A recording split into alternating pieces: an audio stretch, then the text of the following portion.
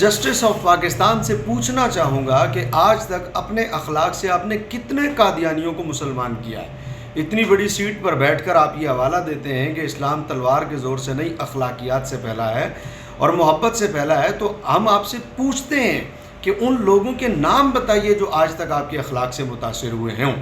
اور اگر اسلام صرف اور صرف اخلاق سے پھیلا ہے تو پھر 10 مہینے ہو گئے اسرائیل میں اخلاقیات کی اعلیٰ مثالیں آپ عدالتوں میں بیٹھ کے دے رہے ہیں، حکومت والے ایوانوں میں بیٹھ کے دے رہے ہیں، ہماری اسٹیبلشمنٹ جو ہے وہ اپنے کرسیوں پر بیٹھ کر اخلاقیات کا درس دے رہی ہے، پوری دنیا اخلاقیات کا درس دے رہی ہے۔ سوال یہ ہے کہ آپ کے اخلاقیات سے اسرائیل ابھی تک کیوں نہیں رکا؟ بمباری کیوں نہیں رکی؟ بچوں کا قتل کیوں نہیں رکا؟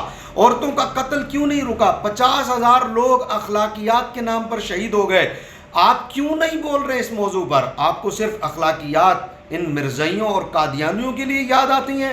آپ کو اخلاقیات جو ہے وہ صرف ان لوگوں کے حق میں نظر آتی ہے؟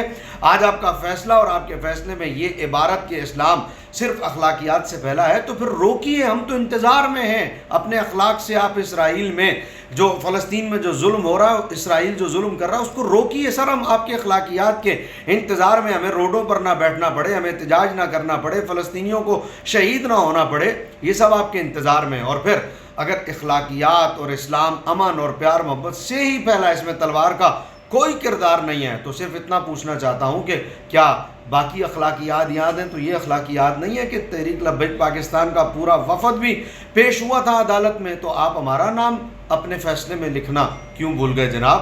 آپ کی اخلاقیات آپ کو یہ درس دیتی ہیں کہ جو بندہ باقاعدہ عدالت میں پیش بھی ہوا ہو، دلائل بھی دیے ہوں، موجود بھی ہو، آپ اس کا نام لکھنے سے بھی ڈرتے ہیں۔